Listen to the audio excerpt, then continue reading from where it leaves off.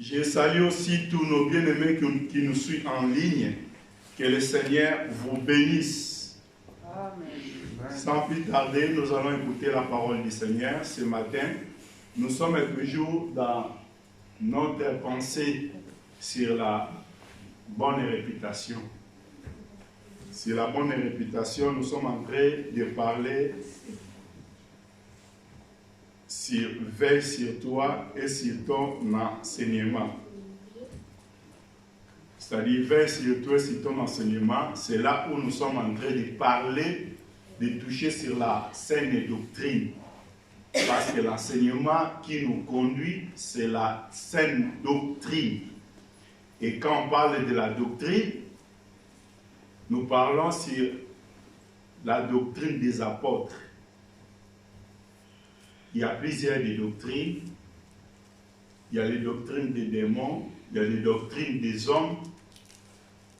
Mais pour nous, la doctrine que Dieu nous a donnée, c'est la doctrine des apôtres. Et je ne peux pas répéter tout ce qu'on a parlé dimanche dernier. On va lire dans le livre d'Éphésiens chapitre 2. Éphésiens chapitre 2, nous commençons à verset 19. Éphésiens chapitre 2. Georges, tu peux allumer.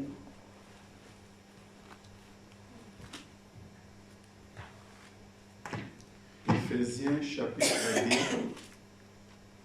C'est là où nous sommes arrêtés dimanche dernier.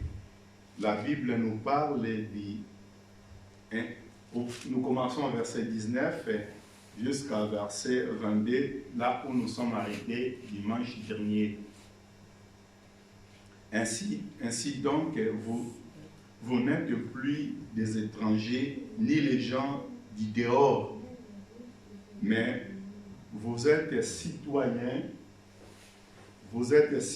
des saints, gens de la maison de Dieu. Verset 20. Vous avez été édifiés, Georges, verset 20. Vous avez été édifiés.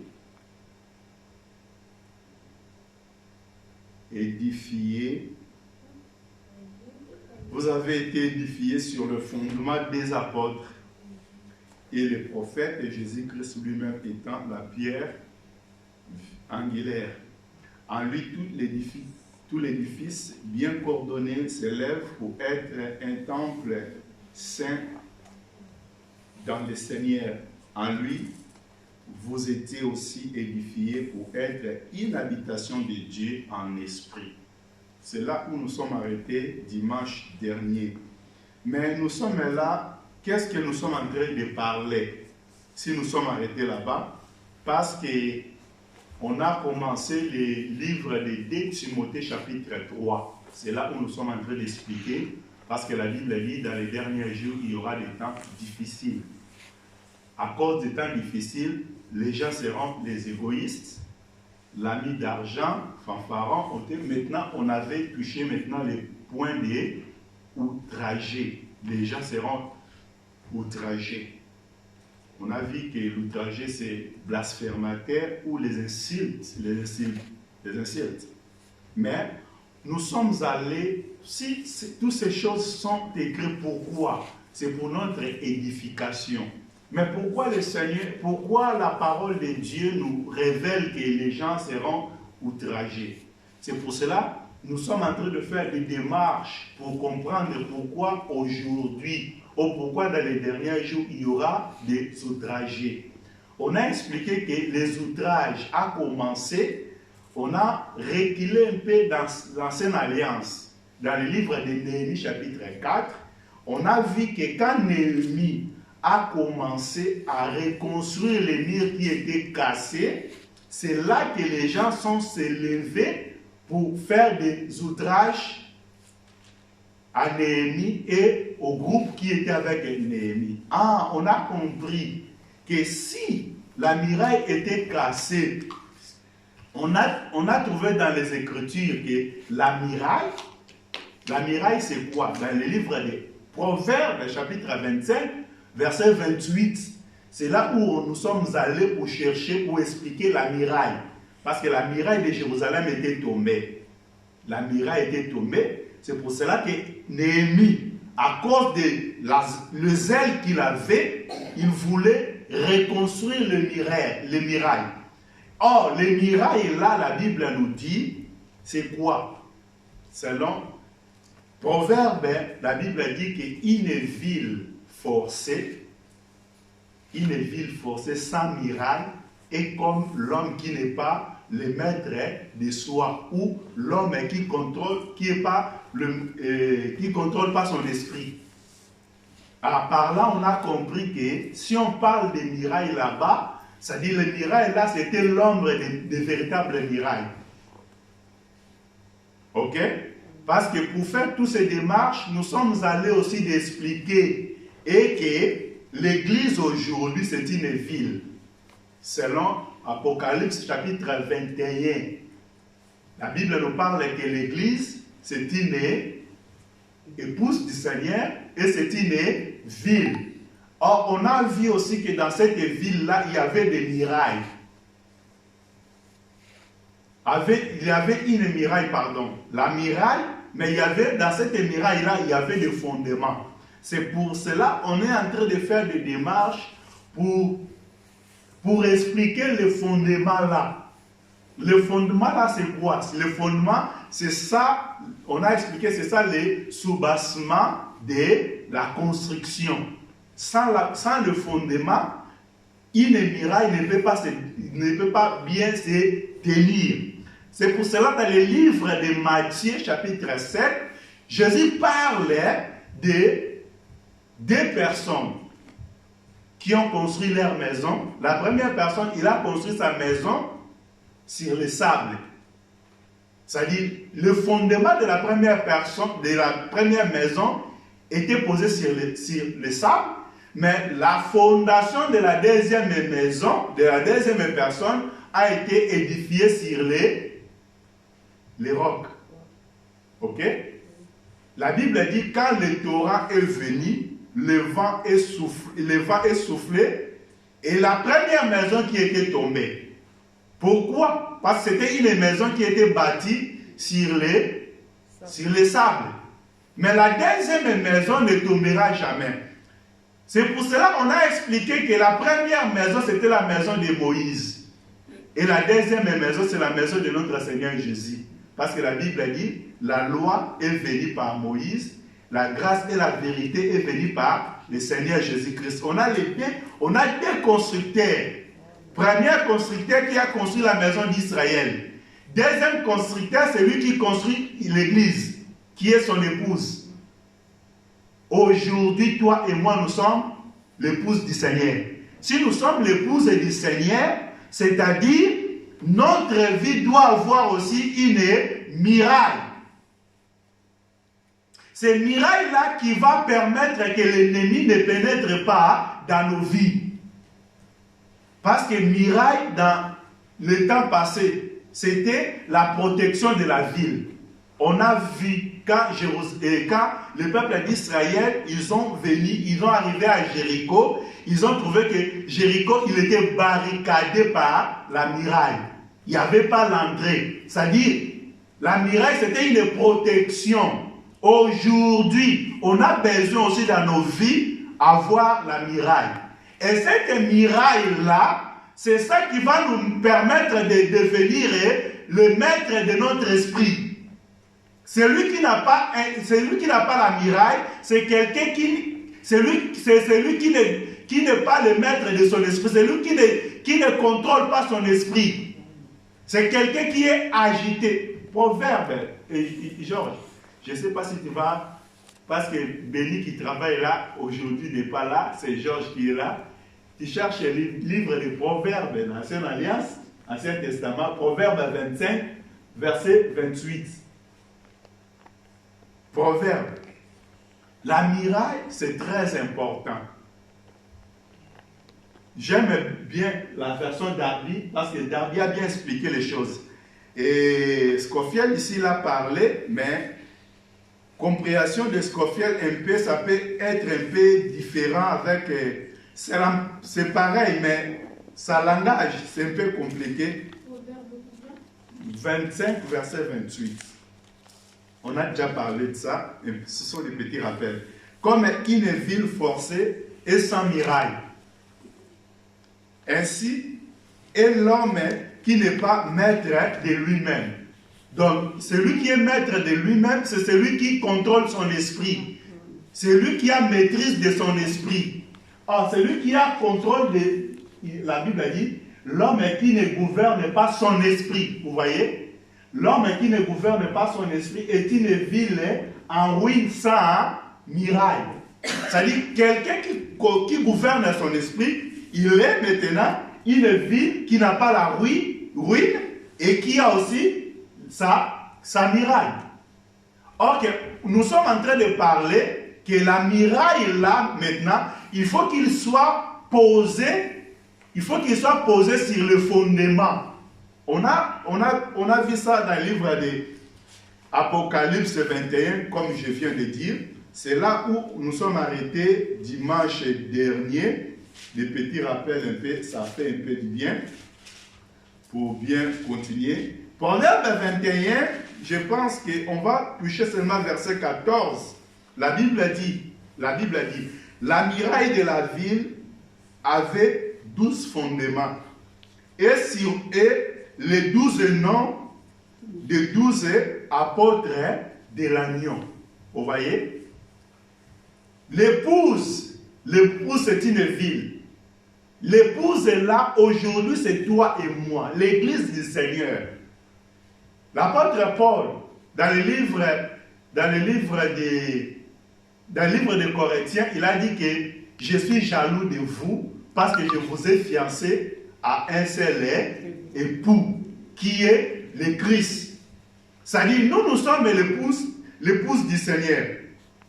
Nous sommes l'épouse du Seigneur. Parce que si tu regardes dans le verset 2 de l'Apocalypse 21, là, la Bible dit « Et je vis descendre du ciel, d'auprès de Dieu, la ville sainte. » Ok? La ville sainte, la nouvelle Jérusalem, préparée comme une épouse. Préparée comme une épouse. La ville sainte de Jérusalem, préparée comme une épouse qui se paraît pour son époux. Qui se paraît pour son époux.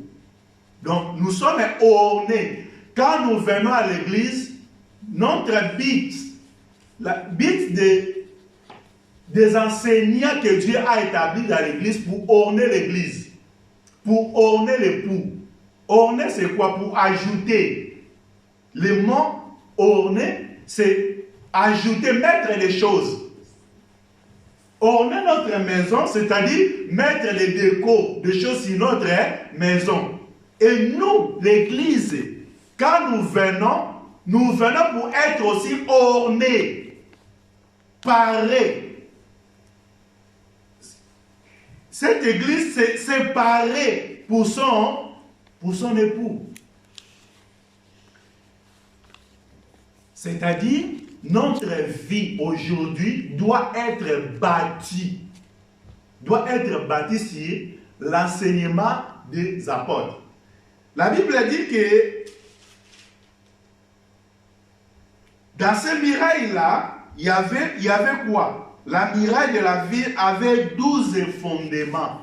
On a expliqué sur les 12 là, dimanche dernier, 12 fondements et les 12 noms des 12 apôtres. Est-ce qu'aujourd'hui, on a besoin à l'église d'écrire les noms de Pierre, de Jean, de Matthieu pour être l'église du Seigneur? Non. On a expliqué que les noms dans la Bible, quand la Bible parle des noms, ce n'est pas écrire les noms comme ça. Mais les noms, c'est un enseignement. C'est là où je vais commencer aujourd'hui. Les noms dans la Bible, ce sont les enseignements. Je vous ai dit dans les livres, si je me trompe pas, dans le livre, je pense, Jean chapitre 15, où Philippe est venu demander à Jésus, je pense, Jean chapitre 15, verset 6, si je ne me trompe pas, on va vérifier. Montre-nous le Père, Et le père là, qu'il est venu demander, il faut que je l'explique ça bien. Jean chapitre, est-ce que c'est 15?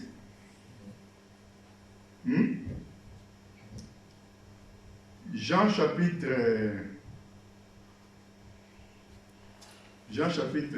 je pense 15 ou 14.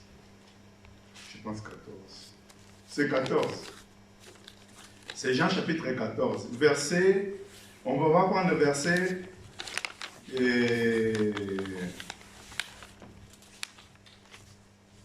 Verset 4. Vous savez d'où? Non, oui, verset 4. Vous savez où je vais et vous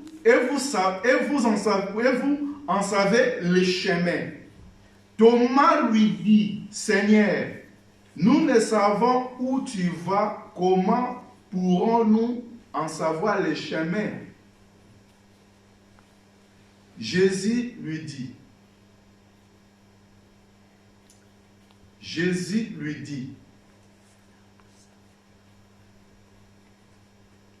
on va sauter directement pour prendre seulement ce qui nous intéresse, c'est verset 8. Verset 8. Ok? Et Philippe lui dit, Seigneur, montre-nous le Père et cela nous suffit.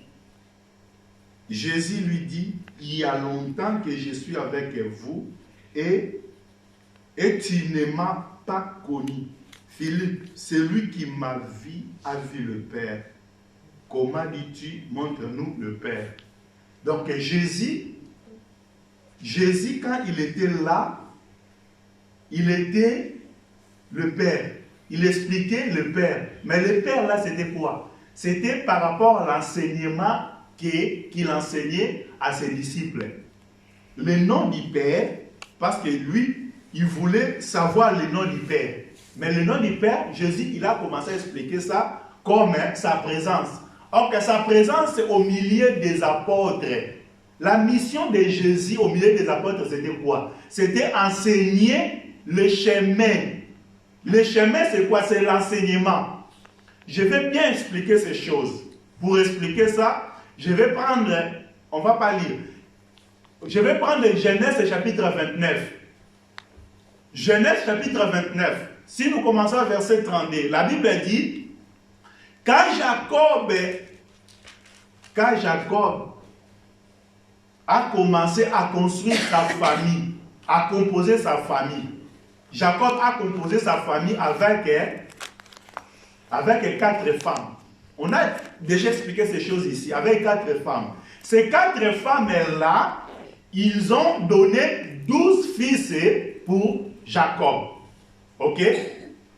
Or, le nom de chaque fils, c'était un enseignement. Ok? Je vais donner exemple. Le premier fils, quand Léa a mis Ruben, il a donné le nom de Ruben. Pourquoi il a donné le nom de Ruben? Il a dit que parce que l'Éternel a regardé mon affliction. Donc Ruben veut dire les regards. Ok? Le nom de Ruben veut dire les regards. Le Seigneur m'a regardé. A donné le nom de Ruben. Ok? Ça dit le nom de Ruben là, ça veut dire les regards. Il a mis au monde le deuxième fils qu'il a donné le nom de Siméon. Pourquoi il a donné le nom de Siméon? Il a dit parce que l'Éternel a entendu. Ok? Siméon, c'est Simon. Siméon, c'est Simon. Pourquoi il a donné le nom de Siméon? Parce que l'Éternel a entendu. C'est-à-dire, le nom de Simon ou Siméon veut dire l'entendement. Shalom. Le troisième fils, il a donné le nom de quoi? Le nom de Lévi. Pourquoi le nom de Lévi? Parce qu'il a dit, comme j'ai donné le troisième fils à mon mari, le cœur de mon mari s'attachera à moi. C'est-à-dire, quand on parle de Lévi, on parle de l'attachement. Shalom. Je suis allé là-bas pour donner l'explication que quand on parle des noms, le nom des 12 apôtres, c'est l'enseignement des apôtres. Parce que chaque nom est un enseignement. Et le quatrième fils, il a donné le nom de Juda, qui veut dire louange. Il a dit cette fois, je louerai le Seigneur. Vous voyez? On va pas parler un jour quand on va expliquer, quand on va parler sur la bénédiction prophétique de Jacob, quand elle a commencé à bénir ses enfants, on va expliquer tous les noms des enfants de Jacob. Ok? Mais vous comprenez qu'il y avait 12 fils. Dans ces 12 fils, il y avait 12 enseignements. Chaque fils, c'était un enseignement. Chaque fils, c'était un enseignement. Par là, nous comprenons que quand on parle des 12 là, c'est un enseignement. Et vous verrez aussi que même Jésus a répété les mêmes choses. Là, on va lire. Marc chapitre 3. J'aimerais qu'on lit Marc chapitre 3. Je pense que là, on va voir quelque chose que Jésus a fait. Parce que Jésus, c'est lui, le vrai Jacob. Si Jacob avait 12 fils, Jésus, quand il est venu aussi, lui aussi, il avait 12 fils. On commence à verset 13. Marc chapitre 3, verset 13. La Bible dit comme ça. Il monta ensuite sur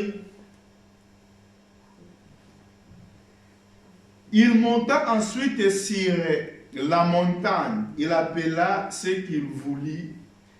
Georges, Marc chapitre 3, verset, on commence à 13.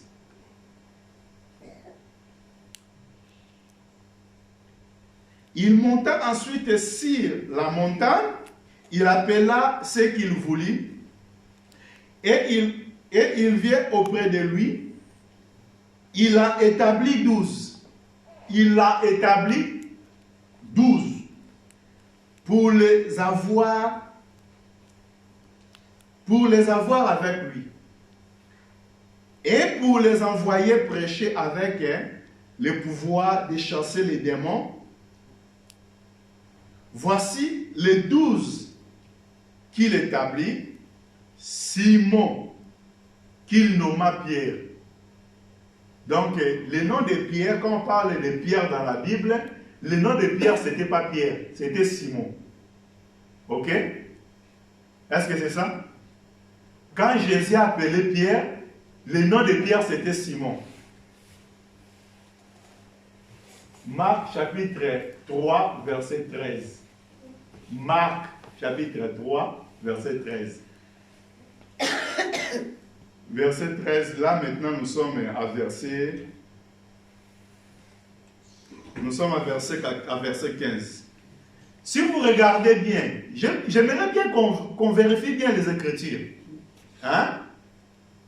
Qu'on vérifie bien les Écritures. La Bible dit, verset 15, qu'est-ce qu'il est arrivé? La Bible dit, et pour les envoyer prêcher. Donc les gens que Jésus a appelés, ils étaient d'abord beaucoup. Et parmi les beaucoup là, il a choisi 12. Ok? Dans les 12 là, il leur donnait le pouvoir d'aller prêcher et de chasser les démons, de guérir les malades. Ok? Après, ils ont commencé à donner maintenant les noms des personnes que Jésus avait choisies. Ils ont commencé à parler les Simon. Or, le Simon, on a dit que c'est l'entendement. C'est-à-dire c'est quelqu'un qui a bien entendu le Seigneur. Ok? La première des choses, c'est que Simon, il était Simon. Simon, c'est l'écoute. C'est quelqu'un qui avait l'écoute. C'est quelqu'un qui avait l'entendement spirituel. Et après avoir appelé Simon, choisi Simon, il fait quoi? Il change son nom. il change le nom de Simon. Le changement de nom là a une signification. C'est pour cela que nous disons que les apôtres, le nom des apôtres là, ce n'est pas le nom de Pierre, de Simon, non. Mais il y a une révélation, il y a une réalité cachée. Il a changé son nom. Il a donné le nom de Simon, ça devient qui? Pierre. Il était Simon, mais maintenant Simon, il devient Pierre. Mais on ne peut pas construire s'il n'y a pas la pierre. La raison pour laquelle vous verrez que dans Matthieu chapitre 16, Jésus, quand il demandait, les gens parlent de quoi à propos du Fils de l'homme. Tout le monde n'a pas répondu. Mais c'était Simon qui avait répondu. C'est Simon-là qui a répondu. La réponse de Jésus, c'était que ce n'est pas la chair ni le sang qui t'a révélé.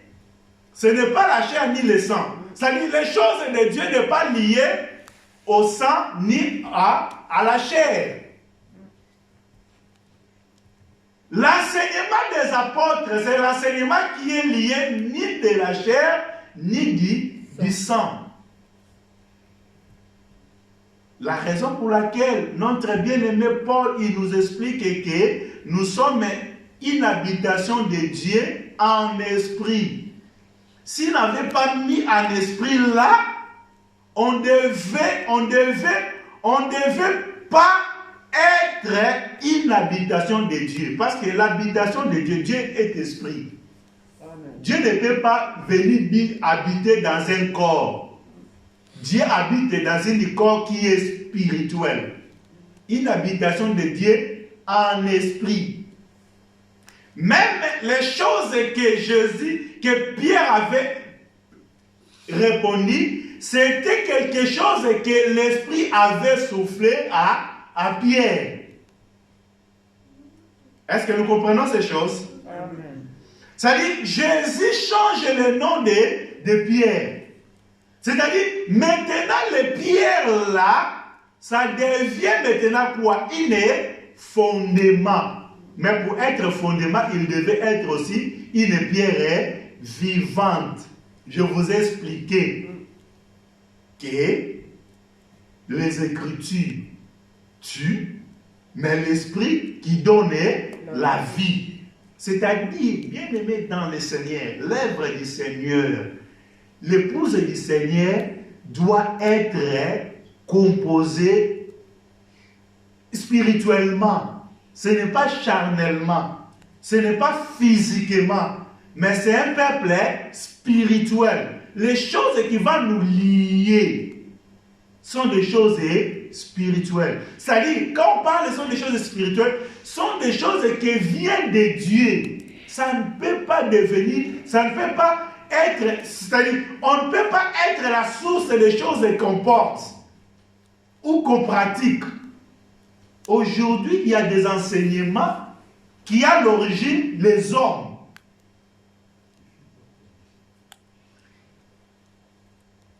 Une église qui est l'église du Seigneur doit vérifier l'enseignement, son enseignement par rapport aux enseignements des apôtres. Et l'enseignement des apôtres là, c'est ça ce que je suis en train d'expliquer. C'est ça ce que je suis en train d'expliquer. D'abord, Pierre là, il était Simon, mais il est devenu une pierre. C'est-à-dire, il est devenu quelque chose qui doit servir pour le fondement. 1 Pierre chapitre 2 verset 5, la Bible dit, Jésus, il est la pierre vivante. Et nous aussi comme des pierres vivantes. Donc Pierre, il était une pierre vivante. L'église aussi aujourd'hui, quand je parle de l'église, ça dit, toi là, pour être une membre du corps du Seigneur, il faut aussi devenir une pierre. Or, être une pierre, c'est quelque chose qui ne bouge pas.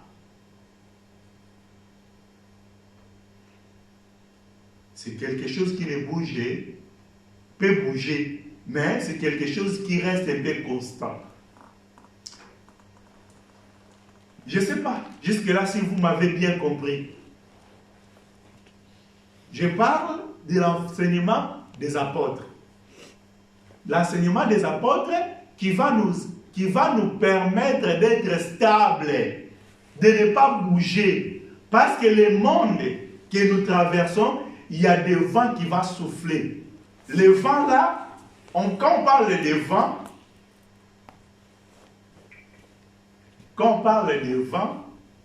je ne parle pas de vent qui souffle seulement comme ça. Dans la Bible,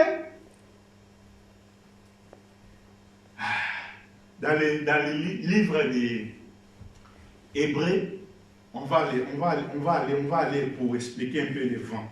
Je vais expliquer le vent. Je vais expliquer le vent, c'est quoi? Hébreux chapitre 1er, je pense. Pour expliquer le vent, qui est le vent. Hébreux chapitre 1er, verset, je prends verset, le vent.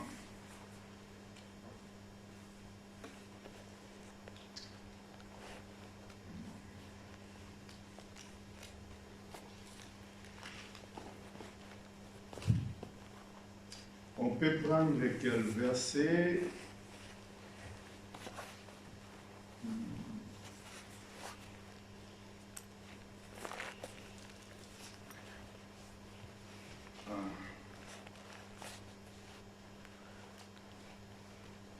Verset 7. Hébreux chapitre 1er, verset 7. La Bible a dit, de plus il dit aux anges, il fait de ses anges des esprits et de ses serviteurs une flamme de feu. Il y a un verset. Qu'est-ce qu'il y a dit là-bas? Ouais. Pour les anges, il a fait les anges, les esprits, et il a fait les... Oui. Et je pense... D'autres versions, la Bible dit qu'il a fait ses anges comme le vent. Ici, on parle de l'esprit. Il y a d'autres versions, il a dit qu'il a fait ses anges comme le vent. Ok? C'est-à-dire, quand on parle des anges, on parle du vent. On parle de l'esprit. Ici, il a dit qu'il a fait ses anges comme le feu. Maintenant, on va aller Jean chapitre 3. Jésus explique encore l'esprit. C'est quoi l'esprit? Jean chapitre 3, quand il parle à Nicodème, il a dit que le vent souffle. Mais, quand le vent souffle, mais on ne sait pas d'où vient et d'où il part. Mais quand il parle de vent là, il a dit que c'est comme les enfants qui ont né de l'esprit. Jean chapitre 3, je vais prendre 40e verset, je commence à verset 7, verset 7 à 8. Ne t'étonne pas que je t'ai dit, il faut que vous naissez de nouveau. Le vent souffle où il veut. Et tu n'entends le bruit, mais tu ne sais d'où il vient, ni où il va. Écoutez maintenant, il en est ainsi de tous hommes qui sont nés de quoi? De la chair? Qu'est-ce qu'on peut comprendre là-bas?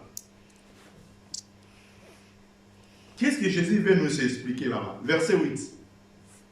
Le vent souffle. Donc, je suis allé pour expliquer cela sur le vent. Le vent, c'est quoi? Le vent, c'est l'esprit. Ok?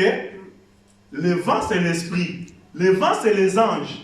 Alors, quand on parle des anges, il y a des anges déchus aussi. Il y a des anges qui sont restés fidèles à Dieu, mais il y a des anges qui sont déchus, qui sont devenus des rebelles. Mais tous ces anges opèrent dans ce monde. C'est pour cela qu'on parle il y a des anges de Dieu, il y a des démons aussi. C'est là où nous sommes en train d'expliquer, il y a l'enseignement des hommes, il y a aussi l'enseignement des démons. C'est-à-dire, quand le vent souffle là, quand je parle de vent, ça peut être aussi les enseignements qui peuvent souffler sur la terre, qui sont des enseignements diaboliques. Il y a aussi les enseignements de Dieu. Ok? Shalom. Shalom. C'est comme quelqu'un qui est né de l'esprit aussi. Quand quelqu'un est né de l'esprit, il devient aussi comme une vent. On peut écouter le bruit, mais on ne sait pas où. Je suis allé là-bas seulement pour expliquer un peu sur le vent. Mais on va terminer dans le livre d'Éphésiens, chapitre 4.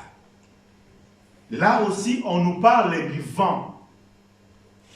N'oubliez pas, ma pensée c'est pour expliquer quoi? Pour expliquer sur l'enseignement des apôtres. Parce que cet enseignement qui va nous aider à toutes sortes de vents qui soufflent sur la terre. Éphésiens chapitre 4, on commence verset 11. On prend verset 11, la Bible a dit, et il a donné les uns comme les apôtres, les uns comme apôtres, les autres comme prophètes, les autres comme évangélistes, les autres comme pasteurs et docteurs. Ok? Tous ces dons que Dieu a donnés à l'Église, tous ce sont les dons que Dieu a mis à l'Église. C'est le don de Christ. C'est le don de Christ. Mais ces dons-là, le don de Christ, a pour quel objectif? A pour quel but? Nous prenons maintenant verset 12. La Bible dit, pour le perfectionnement des saints en vue de l'œuvre du ministère et de l'édification du corps de Christ. C'est l'édification de la maison de Dieu, de l'édification de la ville sainte, de l'édification de l'épouse de l'agneau. Ok? Pour l'édification et pour le perfectionnement. Perfectionnement. Perfectionner quelque chose, c'est pour enlever tous les défauts. Shalom. Shalom. Et tous ces défauts sera enlevés non par nos raisonnements, ni par la philosophie des hommes, mais par l'enseignement que Dieu a établi. La perfectionnement là, c'est pour édifier aussi. Je vous ai dit, une pierre qui n'est pas taillée ne peut pas servir dans la construction. Une pierre qui a mal, qui a de forme, qui n'a pas de bonne forme, ça ne peut pas être utilisé dans la construction. Il faut, le constructeur donne forme. Quand il donne forme, c'est ça, il est en train de perfectionner la pierre. Afin que pierre soit selon la modèle qui est en lui. Or, le modèle là, c'est l'esprit qui a cet modèle. L'œuvre du Seigneur, ce n'est pas l'œuvre de la pensée humaine, mais c'est l'œuvre qui vient de la pensée de l'esprit de Dieu. C'est très important. Pourquoi? Verset 13. Jusqu'à ce que nous soyons tous. Ces choses, je ne sais pas si nous comprenons bien ces choses. Les dons que Dieu a mis à l'église, les apôtres, les pasteurs, les prophètes, les docteurs, les évangélistes, tous ces dons ont un seul but. Ces buts-là, ce n'est pas pour accumuler ou amasser la richesse sur la terre.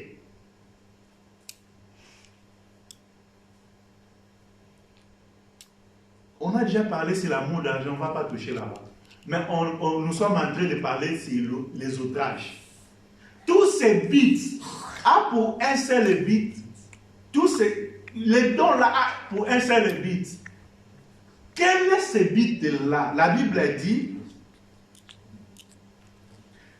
pendant qu'ils sont en train de perfectionner ou d'édifier, édifier, c'est là où il y a les outrages.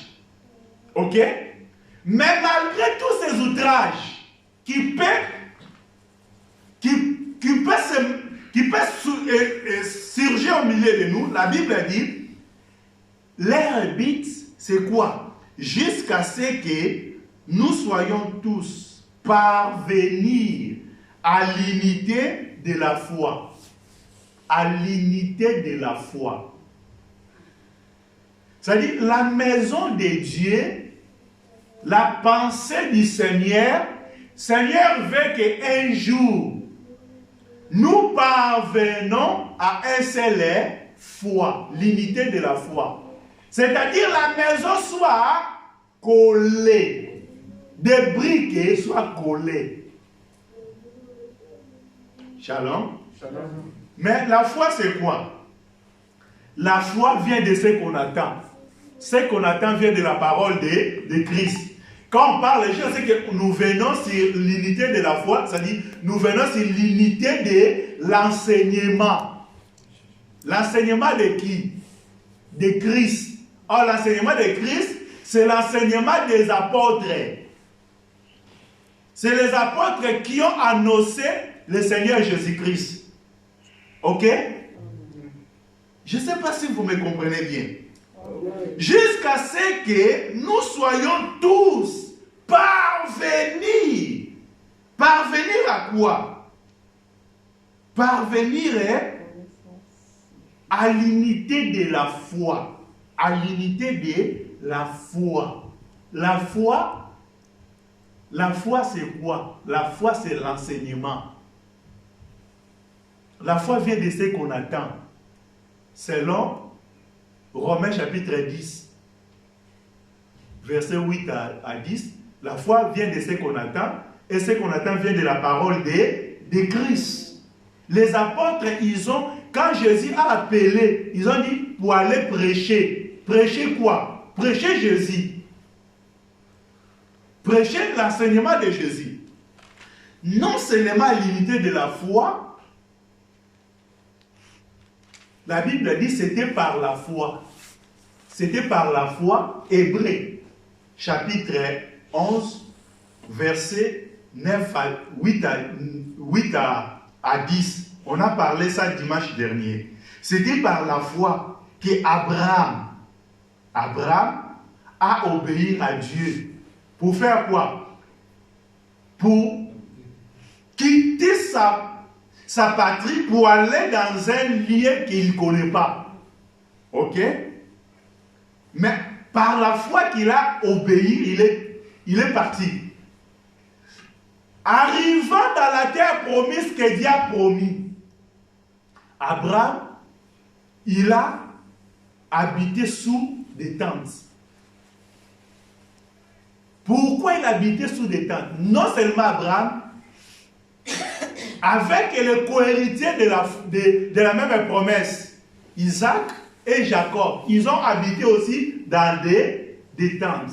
Pourquoi la Bible a dit? Parce qu'ils attendaient la cité que Dieu lui-même, il est architecte. Vous voyez? C'est-à-dire, Abraham, ils habitaient sur la terre promise. Il a hérité cette terre promise, mais dans cette terre, il était encore comme un étranger. Parce qu'il attendait quoi? La cité où la ville où le Seigneur lui-même, il est l'architecte. Et cette cité, cette ville qu'Abraham attendait, c'est la même ville aussi que nous attendons.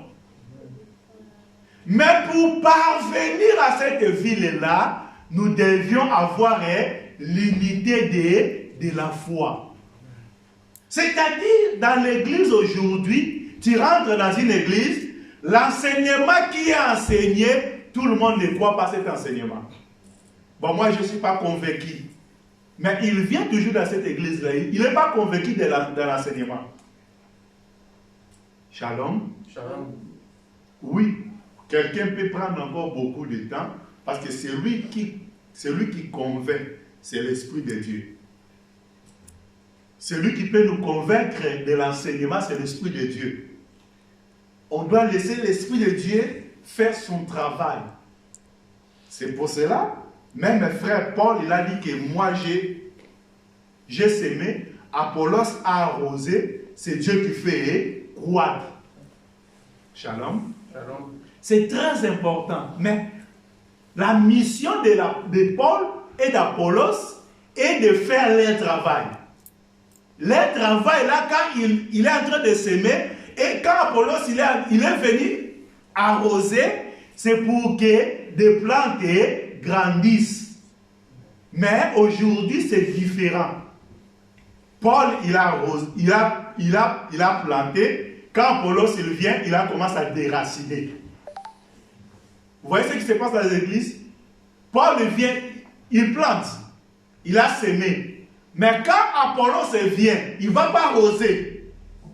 Il va arracher ce que Paul a planté. Il a dit non, ce que Paul avait planté, ce n'était pas bien. Mais moi, je viens maintenant pour planter ce qui est bien. C'est ça nos églises aujourd'hui. L'autre serviteur, il passe, il prêche des choses.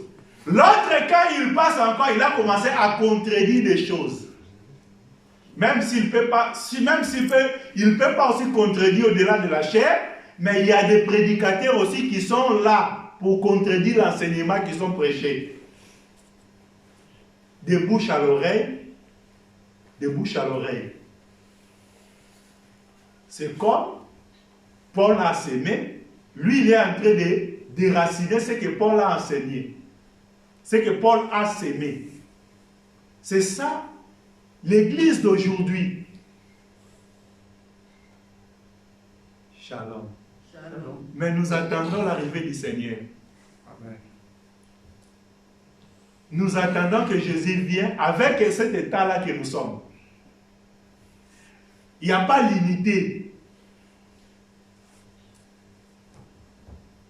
Il n'y a pas l'unité de la foi. Celui-là sème, celui-là vient pour déraciner. Mais nous attendons l'arrivée du Seigneur. Je ne sais pas quel Dieu nous sommes en train de servir. Je ne sais pas quel Dieu nous sommes en train d'attendre que Jésus vienne. Est-ce que si Jésus vient aujourd'hui, quelqu'un l'a prêché et moi je suis là pour contredire l'enseignement. Non, c'est avec des pensées bibliques, mais avec mes raisonnements. Bon, moi, mon avis, pour moi, ce que moi j'ai trouvé, et surtout aujourd'hui, l'évolution des choses. Ce qui fait défaut, c'est l'évolution du monde.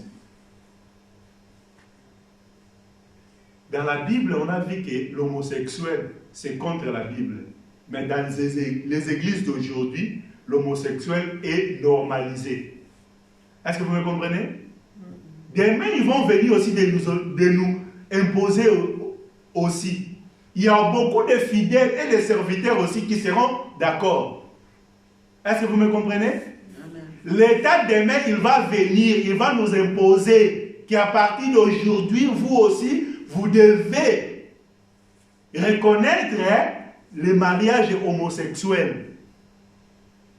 Il y a des serviteurs qui vont... Bon, nous sommes en France. C'est l'État français qui a opposé ça. Il y a des églises aujourd'hui qui ont déjà embrassé cet enseignement. C'était seulement catholique, mais aujourd'hui, il y a des églises protestantes aussi, ils ont embrassé ça. Et demain, ils vont venir aussi dans l'Assemblée des saints.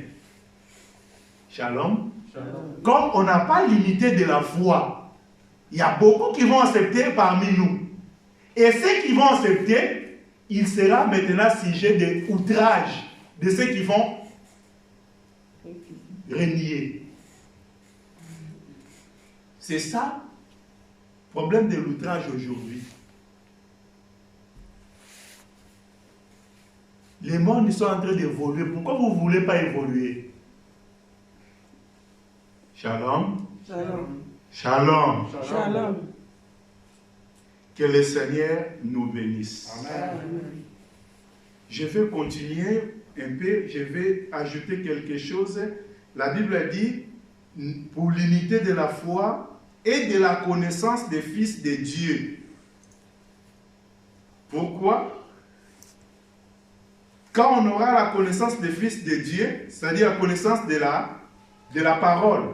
Le Fils de Dieu, c'est la parole. Au commencement était la parole. Le Fils de Dieu, c'est la parole. Dieu a besoin que parmi nous, la connaissance que la connaissance grandisse. Et quand on aura la connaissance des Fils de Dieu, nous serons quoi? Nous serons à l'état d'homme fait. Donc l'homme fait là, c'est l'homme qui est maître de son esprit. Ok? C'est-à-dire là, on aura une muraille. Le jour qu'on sera les hommes faits, on aura une muraille. Et tant que nous ne sommes pas des hommes faits, on n'a pas la muraille. Ok? On aura la muraille ce jour-là, quand on aura les statuts. Hein, l'homme est fait à la mesure des statuts parfaits de Christ. C'est-à-dire avoir un statut parfait de Christ, c'est-à-dire avoir la connaissance de la parole de Dieu. Pourquoi toutes ces choses? Verset 14. Ainsi, nous ne serons plus. Ainsi, nous ne serons plus. Verset 14, Éphésiens 4. Verset 14. Ainsi, nous ne serons plus des enfants flottants. Hein? Flottant de quoi? Et emportés à tout vent. Tout vent de quoi? Verset 14. Georges, tu es en train de dormir. Éphésiens 14, verset 14. Éphésiens 4, verset 14. Éphésiens 4, verset 14. Éphésiens 4, verset 14. Verset 4. On va arrêter là-bas. On va arrêter là-bas. Verset 14. Qu'est-ce que la Bible dit? Ainsi, nous ne serons plus quoi? Afin que nous ne soyons plus de petits enfants ballottis et emportés ça et là. Ça et là. Ça, là. Non. Hein? Par tout vent des doctrines. C'est pour ça que quand je dis que les vents là, les vents qu'on est en train d'expliquer, c'est pas les vents qui soufflent comme ça. Quand je parle, il y aura des vents, c'est les vents des doctrines. Dans ce monde, il y aura toujours les vents des doctrines. Il y a des doctrines qui vont susciter chaque jour. Mais l'Église du Seigneur doit être positionnée par rapport à l'enseignement, doctrine des apôtres. Hein? Hein? Nous ne devons pas être emportés ça et là. Tous les vents qui soufflent vont nous toucher, vont nous amener de gauche à droite. Non. Ça et là, c'est gauche à droite. Est-ce que l'Église, vous comprenez bien ces choses? Mais tous les vents de doctrine dans la tromperie des hommes, dans leur habileté, à user les voies détournées pour égarer. Je ne sais pas aussi, l'enseignement que moi je prêche, je ne sais pas si je suis en train de faire égarer les gens. Je me demande chaque fois. Je demande aussi que le Seigneur m'aide.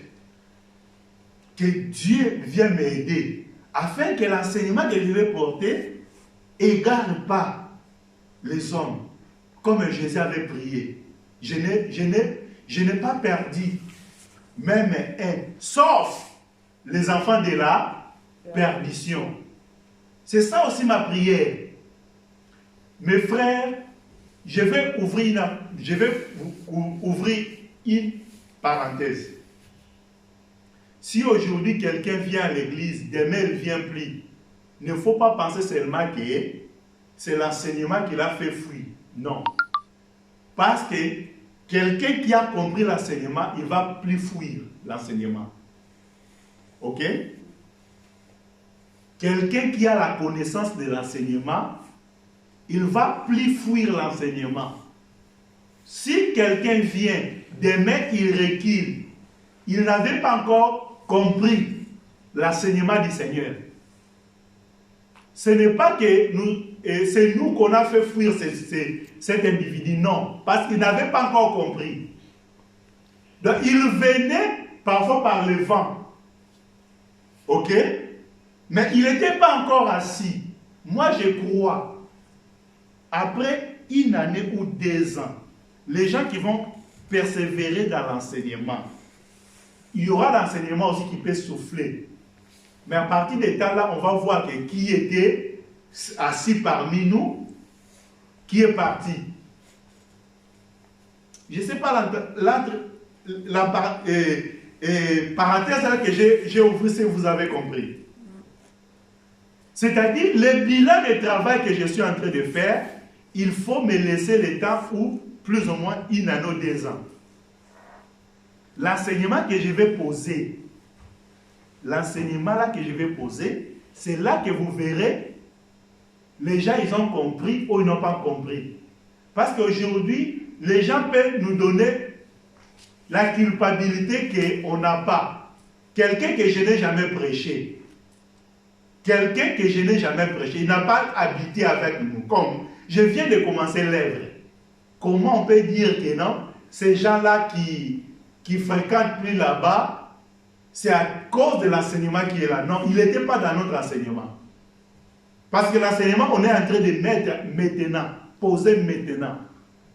Je ne sais pas quel enseignement que vous avez pris avant, je ne sais pas.